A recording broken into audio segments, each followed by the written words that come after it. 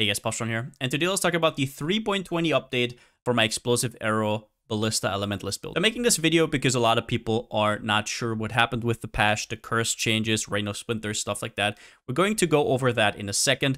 At the start here, I just want to point out, if you just want to be lazy, if you want to play the exact same build that you played last league, you already played this before, then you definitely can do that. You don't need to necessarily make any changes because at its core, nothing changed. All of the changes have to do with endgame and stuff you can do if you want to get even stronger, or in terms of how you can acquire certain items that you want in the build. But otherwise, if you just want to be lazy, that's totally fine. I will take this first half or so of the video to quickly go over kind of the videos that I've made over the past couple of leagues that can guide you, just in case you're new to the build, so you don't make certain mistakes that you can make with this build.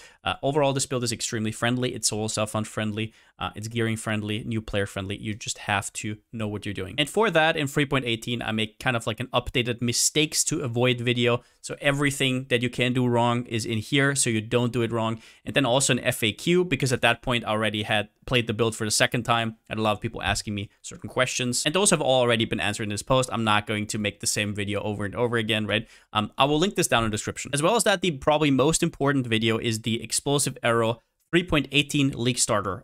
This is basically where I went on for 48 minutes, explain every little detail about this build. If you're somebody who wants that, the video will be down in the description as well. If you're a new player, I would definitely at least look at the mechanics section. But I mean, obviously, in the perfect world, you should watch the whole video. Once again, nothing major changed with the build since 3.18. Everything else is just added on top. This video is about understanding how the build functions. On top of that, I have a full leveling guide. This one is from 3.17. Nothing happened with leveling, completely up to date, where I go completely from level 1 to level 38, and then I talk about the rest as well. Some useful, unique items. This one is definitely also something to look into. And if you prefer written form, I also have my guide over on maxroll.gg. Basically, everything's in here that you need to know. There will also be an update. The structuring will be a lot better. It will be less clunky. And the build will be completely updated around about 2 days before the leak. So whenever you see this, it might already be. And if all else fails in the POB, I also have a complete note section with leveling and some other useful tips. So if you're a new player, I hope all of these resources that I will all link down below will help you out in total. I can't make the same video over and over again. It gets kind of dreadful over time. So now I just want to talk about the changes in 3.20. Now, first up, for the curse changes, these are actually pretty advantageous for us. So for a lot of builds, they lost a lot of mapping power because their curse on hit, for example, on rings got nerfed because they want you to actually cast the curses now, which you won't do while mapping, right? You want to put down your ballistas, you want to move or whatever. Well, the version I recommended actually didn't use flammability on hit because I had it on my Arcanist brand all along. Yeah, Arcanist brand with Flame Surge and Flammability. So if you had that before, you definitely don't want to use it right now, in my opinion. The curses got nerfed a tiny bit, but you didn't cast them during mapping, so it doesn't really matter. But the thing is, you do a lot more damage on bosses now. Now, the reason why you didn't really need Curse on Hit to begin with is you already get so much minus resistance from Mastermind of Discord and Elemental Equilibrium that it just wasn't needed. However, against bosses which are highly resistant, what happened this league is they removed the less multiplier to curse effect from bosses. So as you can see here, right now it says 66% less effect of your hexes on pinnacle bosses. And this is not just uber bosses, this is pinnacle bosses in general. Now, what does that mean? 66% less means that if they remove this less multiplier, our flammability now has 200% increased effect. If I put that in here, 200% increased effect of your curses. You can see against bosses, this is a pretty huge damage increase. Not only that, but you also have an option for a dual curse setup, especially since in your Arcanist brand, you have a 4th link open. So if, for example, we were to put Elemental Weakness in here, like we got an extra additional curse and we put Elemental Weakness in here, you can see that this increases the damage. Now, the curses itself got a little bit nerfed. I think it's going to be round about here, right? So it's not as crazy as it feels, but it's still like 30 to 40% more damage against bosses.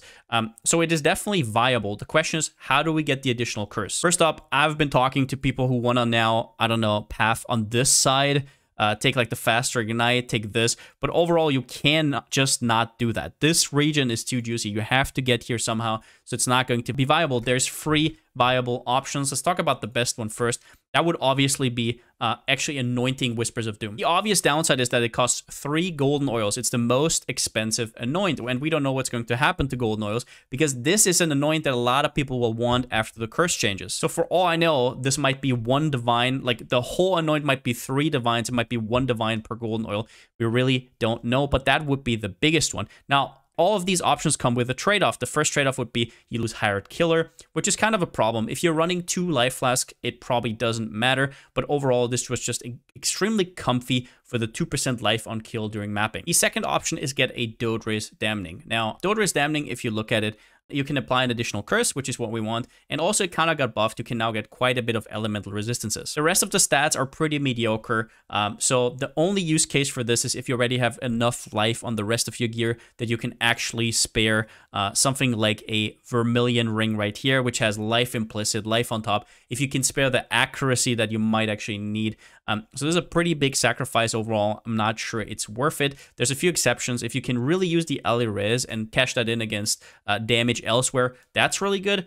Or a second thing is you could get a good implicit. Since this is a pretty common ring, there's a good chance that some people will corrupt it. So you can get stuff like, I think, Bleed Immune, for example. This is probably the best one. Otherwise, I don't know what would really be worth it here. Cannot be ignited, cannot be poisoned, I guess. Overall, I'm not really sure, but this one is definitely something to check out. The second option is Wind Scream or Wind Shriek or whatever is currently in the game. Only one version is in the game anymore. You can apply an additional curse. It only has 20% movement speed. The area of effect doesn't really matter. A little bit of Ellie Res. It does have armor, but pretty bad one. Now, here's the problem with these boots. It's mostly that you would have to get the suppress somewhere else, which is already hard enough as is. You really don't want to be sitting on like 95 or 94% chance to suppress just to get these boots. As well as that, you're going to lose another life roll and your movement speed will go down because you can get up to 35%, whereas these boots unfortunately only have 20%. Now, my recommendation when it comes to curse changes, do you want to go dual curse setup? I would say for most people, no. The trade-off is not really worth it. You have to realize that these curses are only super effective while bossing. You won't really have them up while mapping. And a lot of what people do is mapping or heisting or whatnot or delving. It's not going to be go up against the boss where you need that single target damage. Also, this build already has pretty damn good single target damage. So only do it if you're bossing would be my personal recommendation. Then again, knock yourself out. The second change has to do with Ailment Avoid, and it's all about this jewel, Storm Shroud.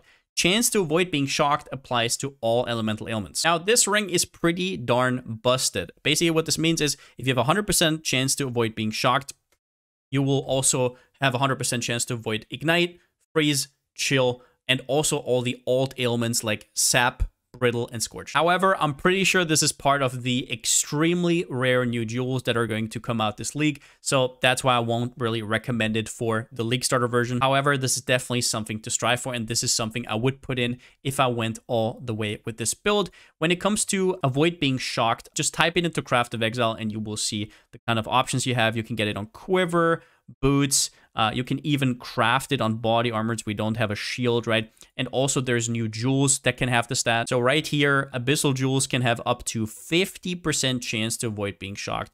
It's pretty darn huge. It would theoretically only take 2 of these to cap you and be immune to elements. And this jewel is especially interesting because it was notoriously hard to get Purity of Elements into the build. You already have Grace, you already have Determination, and really the only mana reservation you can get up here is Sovereignty, and since they removed the Mana Reservation Mastery, it just was really, really hard to do. So overall, my recommendation, that's a big yes. This jewel will be completely insane. But then again, I don't really know many builds that wouldn't want this jewel, so that will be a problem, but I don't know. If you can get one, use it. And at the end here, a little bit of a Reign of Splinters change. Now, this jewel can now only be acquired from corrupting Crimson Jewels. If you didn't know, if you put a Vile Orb on a Crimson Jewel, one of the outcomes is getting a random corrupted jewel. So yeah, as a lot of you guys will know, I'm not the biggest fan of Reign of Splinters in general when it comes to explosive arrow, because it feels like you don't really lack clear all that much with the prolif. But then again, a lot of people just want to go over the top, and I understand that. However, you shouldn't do that before you have endgame gear, because it does reduce your damage quite a bit. Now, this might not look like much, but you also have to remember there could be a damage jewel in here, so you're not only losing like the 30% damage from the jewel itself, you're also losing whatever opportunity cost the whatever jewel you had in there would have been. However, with endgame gear, if you have enough damage, everything that matters is clear, so totally understandable. Let's talk about it. I think overall this will be easier to get them before, actually. A lot of people have been talking about this. It's gonna be so hard. I don't know if you guys ever tried corrupting jewels. There's a lot of them. Like, you get a lot of them. And unless this is for some reason weighted, which I'm not really sure it will be, I think Rain of Splinters will actually be more accessible than before. So I don't really see the problem. And once again, you don't need Rain of Splinters. It's just an upgrade for endgame. I guess a little bit of a downside for endgame is, since these jewels will now only be obtainable corrupted, you can't get a corruption on it because corrupting it will only change it, but not give you an implicit. You can't get corrupted blood anymore there, so you will have to opt in to a rare corrupted blood immunity jewel. But let's conclude it here at the end. 3.20, what happened? Nothing major. I think the build will feel better because almost everything will feel better because Arch Nemesis was most likely nerfed. That will feel awesome. The dual curse setup is a possibility. Even if you're not using the dual curse setup, you will feel a little bit better. Bossing damage around about 20% more. However, when it comes to dual curse setup, which means flammability and elemental weakness, I would personally not recommend it. Only if you're bossing and you know you will always have your curses up. And the reason is mainly that whatever source you get +1 additional curse from, it will cost you something else, which I think overall is not worth it. Then as for the Storm Shroud jewel, we already talked about it. This jewel is absolutely awesome. Then again, it will be incredibly expensive because basically everybody will hunt for it. As for Rain of Splinters, it's not really an important piece of the puzzle, but if you want to get it, I think it might be even easier to get. Don't shoot the messenger here. It could be that they actually wait this for some reason, but corrupted jewels are just so easy to get, or have been always. Maybe that will change. Maybe now the chance to get a corrupted jewel is way lower than it was before. Sure, just know that Rain of Splinter is not really necessary. All it will do is enhance your clear a little bit. And once again, all the links and POBs are down in the description. Everything you need will be described down there, so definitely check that out. And whether you play this build or not, I wish you a great league start, and see you next time. But that's it for the video. If you liked it, give it a thumbs up, and if you haven't already, subscribe. As always, a huge shout out to my Twitch subscribers and my Patreons. I couldn't do stuff like this without you. Thank you so much for the support. And yeah, EA Ballista, as good as always. A well-oiled machine. I might make that my title. Don't hate me. All right. Like I said, I played this build 2 times in a row. I absolutely loved it. I just have to move on at some point. I want to do new stuff. So we're going to see what we're going to pick this time around. If you're playing this, then definitely, if you have any questions, check me out on twitch.tv/Palsteron. And otherwise, since I still don't have a slogan, see you next time.